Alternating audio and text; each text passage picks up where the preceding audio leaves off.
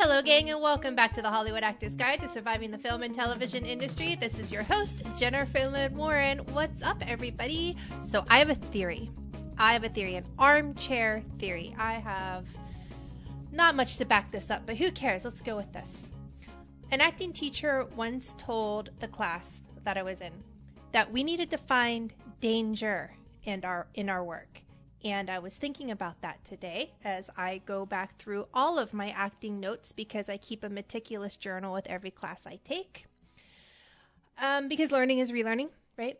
Danger in our work. And I was thinking about how so many in Los Angeles, so many actors who are coming from Australia and Britain and all around the world are coming and, quote, stealing our jobs.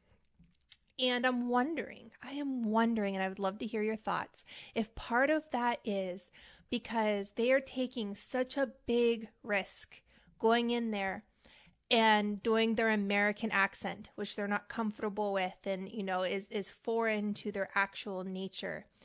And that, I think, imbues their work with a sense of danger that is just underlying in their subtext and in their movements and it feels risky, and I think that might draw us into their performances and give it this it factor that is hard to get when you're going in and playing it safe. When you're going in, yeah, you know your lines, you hit your mark, you don't really feel it, whatever, you go home, good enough.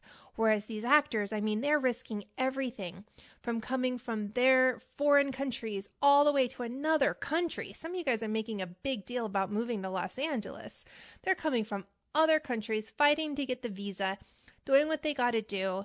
And when they're going into that audition room, they're risking it all. Their lives, they're away from their families. They're using an accent that's not, natural to them.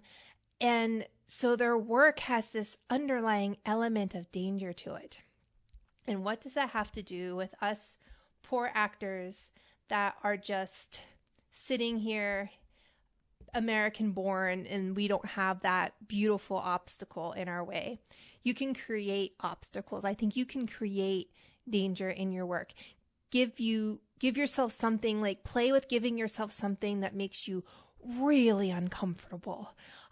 Maybe it's using a large amount of props that you're not used to. Maybe it's shooting your self-tape in a way that breaks the rules but looks great. And so you're just saying, screw it, and you're just going to do it that way. Maybe it's even attempting a hairstyle or a fashion choice that feels very unsafe but right for the character, and that might give you that underlying sense of danger. I don't know what it is. I think it's different for every actor based on your background and where you're coming from and where you're headed.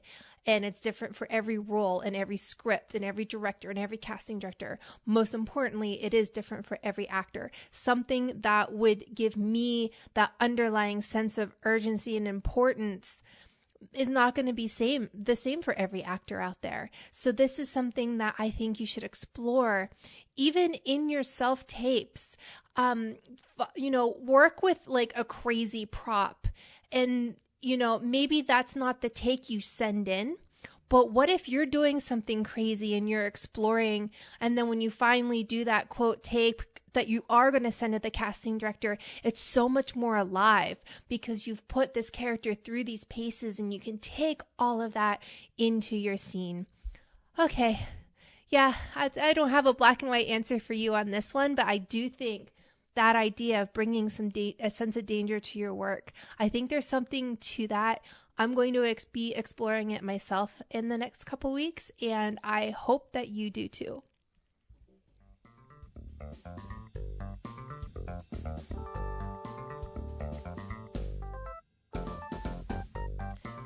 For my next segment here, I am actually going to recommend another podcast to you.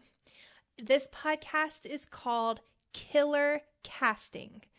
Not only do they actually talk about the casting of a killer in the first couple episodes, but it's done by a wonderful casting director. If you've ever auditioned for Criminal Minds, then you've absolutely been in front of her, Lisa Zimbetti. and another casting director, Brian Hill, and they're joined by this movie buff guy, Dean Laffin, and they discuss the shows, which we all love, that feature killer casting. So not only, like, she loves murder kind of stuff, Lisa does, so she's really into that, but they also talk about how shows are cast, what they think about how the show is cast, the actors that are in it, whether they thought they were the right actor for the role or not. So they talk about No Man Land, Promising Young Woman, Fargo. They go through a lot of shows, and it's so wonderful because it starts to get into the nitty gritty of why actors book roles that I don't think casting directors know how to get into on a lot of podcasts, even when they're talking about the business. They go into the same old stuff that we've heard from a lot of casting directors before. But what makes this podcast so different is they genuinely talk about the casting of the characters, how certain actors were found, they'll call other casting directors and say, how did this person's audition go? Like, what made you bring this person in? All those answers that we're looking for as actors. And I don't know if Lisa realizes she's doing it, but they're doing it in this podcast, and it's absolutely wonderful. It's called Killer Casting. I'm getting nothing for saying this to you. It is simply a treasure trove of little gems that we are all looking for as actors as to why that person and not me, why.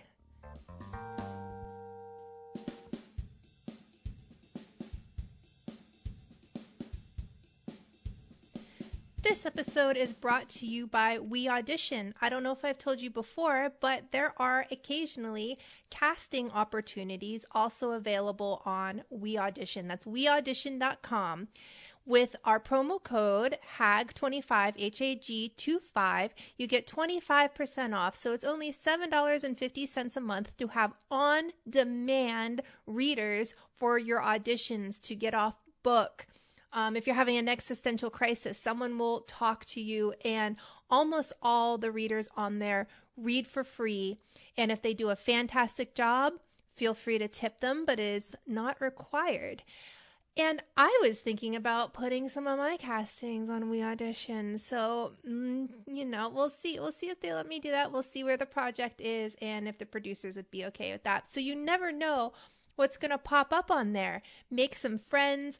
There's a lady that booked me on there to help her get off book for an audition, and I haven't been able to stop thinking about her, and I think I have a role for her in my movie. So you have no idea who you're going to meet on there and what kind of effect they can have on your career. So that's weaudition.com, promo code HAG25.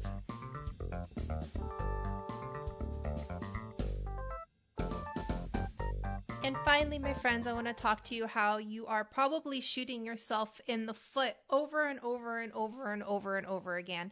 And I know it's such a cliche. Attitude is everything, right? Your attitude determines your altitude in life. Isn't that how that goes?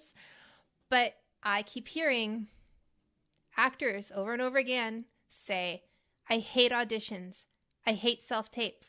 I hate auditioning. And if you hate it, then you're not going to book it, because that reflection of you hating it is going to be felt on tape. It's going to be felt in the room. It's going to be felt reflected in the character, and you're going to lose the role. And so if you hate auditions and you hate self-tapes, I'm not sure why you want to be an actor. Or if you do want to be an actor, maybe you should go do theater. Maybe community theater is more your style, or maybe making your own projects is your style. But if you want to commit your life financially and, time-wise, and you really are all in on this, then you need to learn to fall in love with the practice. You need to learn to fall in love with auditionings and self-tapes and change your mindset. Because as soon as you do, when you realize that auditioning and self-tapes is just another moment that you get to perform, that you get to do this thing that you claim you love, then an audition is fun. that notification pops up, and it's like you should get a like a punch of adrenaline, you know, a dopamine hit of ooh, what kind of character do I get to dive in now? Like, what's in this script? Like, ooh, yummy, delicious. But if you're like, ugh, an audition, when am I ever going to get offered roles? Let me tell you something, babe. Unless you become Julia Roberts, you're not going to be offered roles. Even some of the greatest actors still have to audition. Maybe they're offered roles from small independent projects. Sure. But, you know, if you want to work with like the Tarantinos of the world and the Spielbergs, they still make a lot of the actors read, even the big time ones. So fall in love with it. Realize it's another chance to perform. That's it. That's all I have for you. Break a leg out there, and remember, you are not alone.